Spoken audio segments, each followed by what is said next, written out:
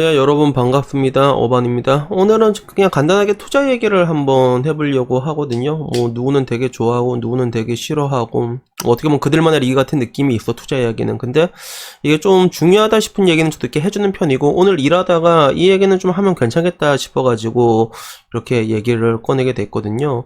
뭐, 아시는 분은 아시겠지만 제가 증권 영업으로 10년 동안 일을 하고 있잖아요. 그래서 뭐, 정확히 말하자면 프리랜서 형식으로 일을 했기 때문에, 증권 영업을 하면서도 이제 해외에서 1년 2개월 동안 이렇게 돌아다니면서 일하는 게 가능한 그런 좀 약간 특수한 직종이긴 한데, 근데 뭐 이게 증권 영업, 이게 프리랜서가 이게 위촉계약직으로 일하는 게 뭐 특별한 건 아니고, 증권회사에는 이게 약간 좀 이게 사람이 별로 없어가지고 여러분들이 못 보는 것 뿐이에요. 그래서 보험회사는 보면 보험회사 영업사원들 오질나게 많잖아. 그러니까 다 아는데, 증권회사는 잘 없단 말이야, 그게. 그래서 증권회사에서는 이거 이렇게 영업해서 살아남기가 되게 힘든 구조거든. 그래서 물론 나는 그 중에서 굉장히 강력하게 살아남은 케이스라 가지고 뭐 일은 하고 있는데, 근데 이게 일을 하다 보면 스트레스를 많이 받는 것 같아요. 그래서 증권업계의 스트레스는 이게 한순간에 다 와. 그래서 꾸준하게 온다기보다 한순간에 이제 빡 떨어지면, 그래서 올해 같은 경우도 3월달부터 난리 났잖아. 이제 뭐 주가 다 개박살 나고, 그래서 진짜 나도 피 쭉쭉쭉 빠지고, 고객들도 이제 피 쭉쭉쭉 빠지고,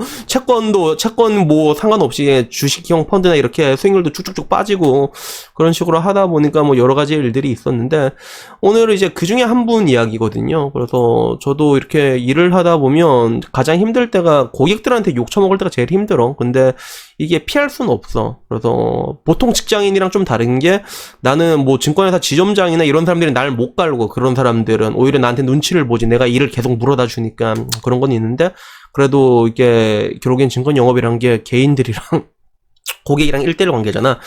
그러다 보니까 뭐 이게 돈이 직접적으로 왔다 갔다 하는 거고, 그러면 뭐 결국에는 뭐 올해처럼 이렇게 폭락장에 오면 무조건 한 번씩은 욕을 처먹게 돼 있어요, 그게. 그래서 내 딴에는 되게 안정적으로 하거든요. 그래서 제 옛날 이게 보면 알겠지만, 그때도 내가 봤을 때 방어를 잘했다고 생각했는데, 근데도 이제 그걸 못 버티는 사람들이 있다는 것들이지. 그래서 일반 사람들이 생각하는 그런 투자의 영역은 그냥 변동성이라는 게 아예 없고, 그냥 리니어하게 쭉 올라가는데 무조건 예금 적금에 한 두세 배씩 올라가는 거, 이걸 생각하는 사람들이 굉장히 많아요. 그러다 보니까 이렇게 한번 떨어지면 날 많이 이렇게 정신적으로 괴롭게 하는 분들이 있는데, 오늘 이게 올리는 계좌분이 약간 그런 분이었거든요. 뭐 정신적으로 되게 괴롭게 했다기보다 나한테 좀 쿠사리를 좀 많이 줬어. 그래서 이게 증권 영업하다 보면 가장 힘든 게 뭐냐면, 이게 오랜 시간 동안 알고 지내서 이렇게 뭐 농담도 하고 이렇게 카톡으로 뭐 이게 만나진 않지만 얘기를 하고, 그런 사람들이 한 번씩 이제 계좌 수익률 안 좋으면 그때는 이제 안면 몰수거든. 그래서 막 뭐라고 하면 그때 그 정신적 데미지가 굉장히 크단 말이야. 그래서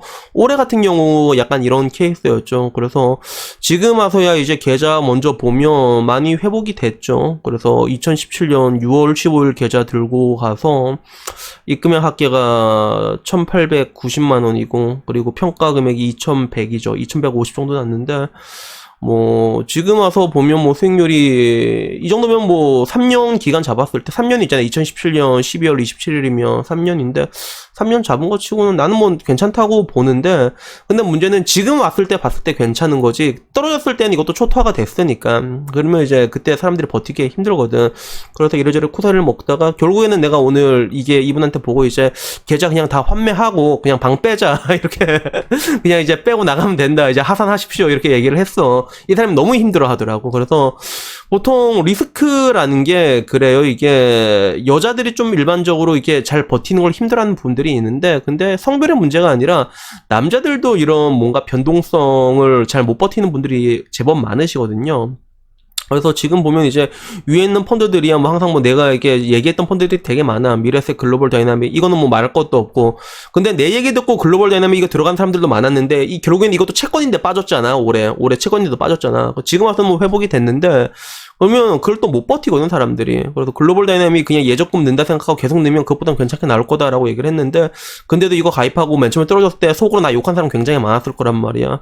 근데 뭐 이거는 지금 와서는 좀 어느 정도 올라왔고, 그리고 미래세 배당 프리미엄 같은 경우는 그냥 배당주 펀드라 보시면 되거든요. 근데 특이한 게 이게 뭐 이게 커버드 콜 전략을 사용한 걸 떠나가지고 주식 혼합형이에요, 이게. 그러니까 변동성이 조금 낮은 그런 느낌이 있고, 그리고 뭐 KB 중국 본토는 이거는 뭐 중국 좋아하는 사람은 다 한 번씩은 들어보는 그런 펀드야. 그래서 지금 와서 보면 되게 신기한 게 결국엔 코로나가 중국에도 터졌는데 지금 중국이 제일 많이 올랐거든 그게.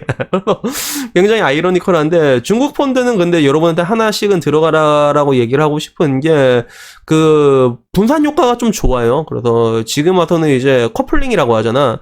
그래서 증시가 다 같이 움직이는 경향이 있거든. 한국 증시 맞추면 유럽 증시 올라가고 유럽 증시 맞추면 또 이제 미국 다우지수 또 올라가고 이러면서 다 같이 움직이는 경향이 있는데 그런 관점에서 중국 증시는 지 좆대로 움직이는 경향이 있거든. 이쪽은 왜 공산당이 지배하는 자본주의 사회다 보니까 지 좆대로 움직이는 경향이 있단 말이야. 그러다 보니까 분산 효과로는 제법 괜찮아가지고 중국 펀드 하나 픽업하는데 근데 그 중에서 제가 지금 보고 있는 KB 중국 펀드 이거 나쁘지 않아. 그래서 뭐 생각하신 분들은 픽업하셔도 상관없다 보고 그 외에 뭐 보통 보면 삼성, 아세안부터 시작해서 여러 가지 쭈루룩 있는데 뭐 올해 와서 보면 내가 제일 잘못 픽업한 거는 삼성 인도 중소형인 것 같아. 뭐 코로나로 인한 타격을 굉장히 많이 받은 걸 빼가지고 앞으로는 제가 중소형주 펀드를 안 들어갈 거예요. 그래서 해외나 뭐 이머징이든 어디든 중소형주 펀드는 그냥 미국만 들어가는 게 좋은 것 같아. 그래서 옛날에 피터 린치가 전설의 펀드 매니저 아시죠? 마젤란 펀드 팔았던 사람. 아, 모르겠구나. 뭐 이런 거는 뭐 아는 사람들이나 알지. 그래서 그 사람이 중소형주 펀드를 장기적으로는 중소형주 펀드가 대형주를 상회하기 때문에 무조건 집어넣으라고 얘기한 적이 있었는데 근데 그게 가능했던 게 이 사람이 미국 사람이니까 가능한 거야. 그래서 지금 보면 뭐 나스닥 보면 말이 나스닥이 따지고 보면 중소형주거든. 근데 이거는 미국의 중소형주는 말이 중소형주지 완전 기술주 보면 뭐 여러 가지 있잖아. 넷플릭스나 맨날 누워서 넷플릭스 보거든 아직도. 그거나 뭐 알파벳부터 시작해가지고 아마존도 나스닥에 상장돼 있나. 그래서 보통 실리콘밸리 기술주들이 거진 다 나스닥에 있다 보니까 그래서 결론은 이게 다른 나라 투자하더라도 뭐 그게 카레국이든 중국이든 뭐든 중소형주는 웬만하면 담지 말라고 제가 말하고 싶어요. 내가 겪어보니까. 그래서 중소형주를 담으려면 나스닥까지는 오케이 인정. 그래서 그거 내가 생각했을 때 올해 가장 큰 패착이 아니었을까 생각하고 그리고 지금 와서 보면 키움 러시아 엑스플로러 이건 러시아 펀드인데 얘도 되게 불쌍하지. 얘가 되게 불쌍한 게 결국에는 이렇게 주가가 다 같이 박살나는데 유가도 같이 박살났거든. 그래서 러시아 완전 초토화란 말이야. 그래서 러시아 같은 경우는 이거는 뭐 홀딩하는 게 맞는 것 같은데 여튼간에 내가 이분한테 지금 오늘 계좌를 이제 다 환매하고 이제 그만하자고 얘기를 했거든. 그만하자 얘기한 이유가 결국에는 그건 것 같아. 그 아까 말했던 본질적인 투자의 본질이란 게 결국에는 하이 리스크 하이 리턴인데 이거를 감당하지 못하는 분들이 제법 많으시더라고. 그래서 나도 그걸 알고 있기 때문에 일찌감치 그냥 포트폴리오를 평준화 시켰거든. 원래대로라면 공격적인 거 좋아하는 사람은 공격적으로 해준 게 맞아. 근데 난 안 그래. 공격적인 거 좋아한대요? 그러면 안 됩니다. 채권 넣어야 됩니다. 싫은데요? 가세요. 난 이게 튕긴단 말이야. 그냥 나는. 배짱장 사고 있죠. 어떻게 보면. 그리고 결국에는 그렇게 하고도 안정적으로 했는데도 이렇게 잘 방어를 했다 생각해도 그걸 못 버티는 분들이 나오시더라고. 그래서 그나마 다행인 거는 이게 리밸런싱 할 때 주식을 물타기 들어도 좀 잘 들어가고 빨리 회복된 그런 느낌이 없지 않아 있긴 있는데 근데 결론적으로 말하고 싶은 것들은 그거예요. 사람들이 이게 뭐 나도 투자를 하라라고 얘기를 하지만 근데 누군가한테는 그 최고의 투자라는 게 그냥 은행 예적금 반복하는 게 최고일 수도 있어요. 그냥 언제 봐도 원금 안 잃어버리고 그냥 인플레이션 해지하지 못하더라도 그냥 쭉 가는 게 그게 최고일 수가 있거든. 그래서 내가 봤을 때 이분이 그런 케이스였지. 그래서 결국에는 이렇게 있다가 이제 빼라고 한 것도 있고 그리고 지금 와서 신규 상담을 안 받는 이유도 여러 가지가 있지만서도 그 연금으로 사람들이 들어가면 연금 투자 자체가 장기이기 때문에 이거를 감내하고 버티는 사람들이 되게 많아. 연금은 똑같이 변동성이 나와도. 근데 연금 말고 이런 식으로 직접 투자로 이제 자기 월급 계속 찌째서 들어가냐 시드머니가. 근데 이게 시드머니가 흔들리면 이거는 못 버티는 사람들이 굉장히 많더라고. 그래서 제가 신규 상담을 2년 전부터 안 받고 있잖아요. 지금 와서는 연금도 얼마 전부터 받기 시작했잖아. 연금만 받는 것도 결국에 이렇게 해보니까 뭐 이게 나도 이게 욕먹으면 피곤하고 또 그리고 이게 또 연금은 또 손이 많이 안 간단 말이야. 근데 이건 또 손이 생각보다는 좀 가거든. 그러다 보니까 굳이 뭐 이건 받을 필요가 없겠다 싶어갖고 지금 와서는 외래 이렇게 좀 소액으로 이제 계좌들이 있는 계좌들은 이제 지금 그냥 내가 하나씩 방 빼고 있어.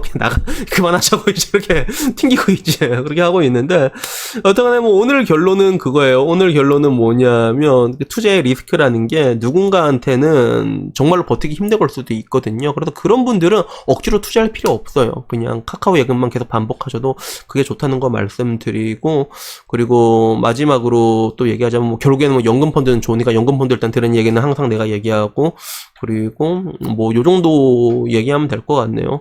그래도 뭐 여튼간에 뭐 오늘 이야기는 뭐 약간 이런 투자에 대한 리스크에 대해 얘기하면서 전체적으로 이제 뭐 어느 시장은 어떻다 이런 뷰 같은 거 잠깐 점검하는 그런 시간을 한번 가져본 것 같습니다. 그래서 뭐 오늘 이야기는 여기까지고요. 뭐 여튼 뭐 이게 투자하신 분들 많은데 투자하신 분들 성토하시고 다음에는 뭐 조금 더 재밌는 이야기 있으면 또 그걸로 이제 찾아뵙도록 하겠습니다. 이상입니다. 감사합니다.